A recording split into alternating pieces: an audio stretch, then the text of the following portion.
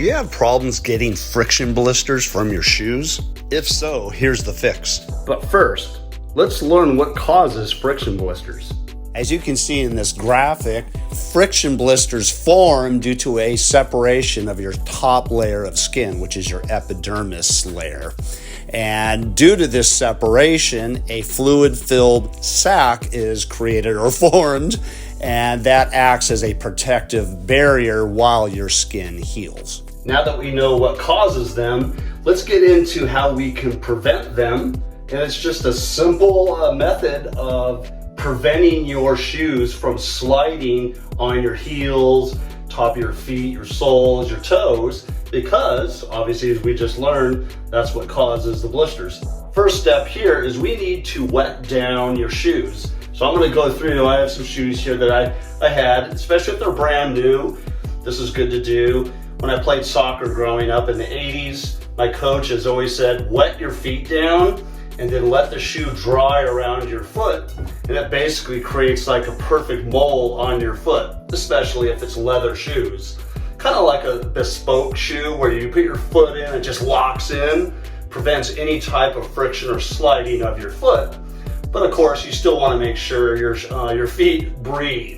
I am going to wet down these shoes, and you can just do it in your sink like what I'm doing, or your hose, or whatever. And then we're going to let them dry, or at least drip dry a little bit. Then we're going to put them on our feet. We want them to dry around our feet. You can at least get started, and you want to fill up your shoes with the water. Just let them drip throughout. Okay, now I just want to turn them upside down and let them drip for about 5 minutes, then I'm gonna put them on. Okay, I let these drip for 5 minutes just because I didn't want to have the water dripping throughout my house as I brought them out here. And you don't need your feet all sloshing around in water. You just want the shoes wet, and this way when they dry, it molds around your foot like I mentioned. You're also going to use like a thin sock to start off with. And this will prevent more of any rubbing, the friction which causes the blisters. So I always start off with a thin sock, and then I'm gonna go to an actual thicker sock that I normally use when I wear these, especially if I'm going on trail hiking and all of that. So a little bit of a thicker one. This is gonna feel really strange having wet shoes, but those of you who go hunting on the trails, whatever, trekking, backpacking, camping, or just in the military, you're used to having wet feet. So having wet socks and wet shoes is no big deal. But those of you who aren't used to it, it's a unique feeling.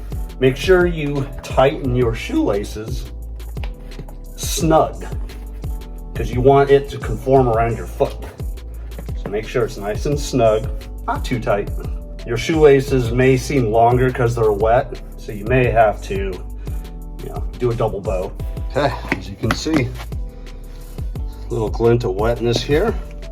So now you just want to walk, and we're going to dry them out at the same time. Your foot's going to get conformed to the shoe here, and as the shoe dries, it'll conform to all of your bunions and corns. I'm just joking, but just how your foot is formed, right? Everyone has different feet. You want the shoes to actually dry to it. So let's go walking. Now at this stage, when you're walking, you don't want to be too aggressive, because again, you don't want your foot to be sliding around because it's wet. So just normal walking.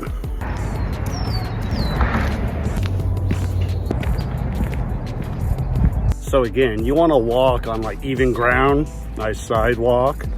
Be careful you don't trip. But you also want to walk at somewhat of a brisk pace, because that creates air around your shoes and helps them dry it out quicker. So I'm going to walk a half mile. I'm going to change my socks because the other ones are super wet. I'm going to walk back, and my shoes should be somewhat dry by that time. But then we're going to do one last step. So hang on in the video. This is a 2-stage process. So we got one more. So here, I'm just going to keep walking. And again, I don't want my foot moving around too much. So heel toe, heel toe. Just enjoy the walk. I'm feeling it move around. You can see a little bit right there. Little blister forming. That's what happens. Okay? So if you notice your foot is moving around, you don't want that. So you need to tighten up your shoe, and then you need to pull up your sock.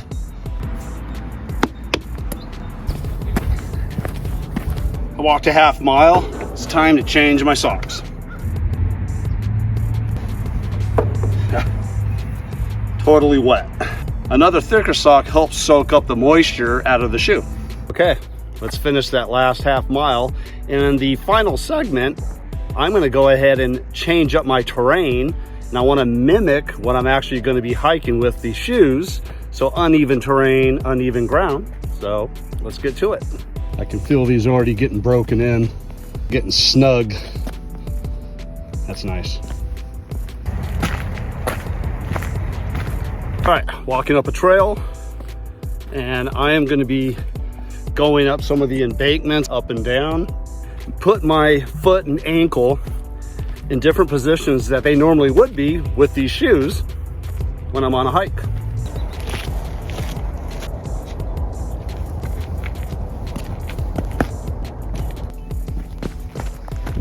Okay, my shoes are just about dried out. I'm probably going to do another route.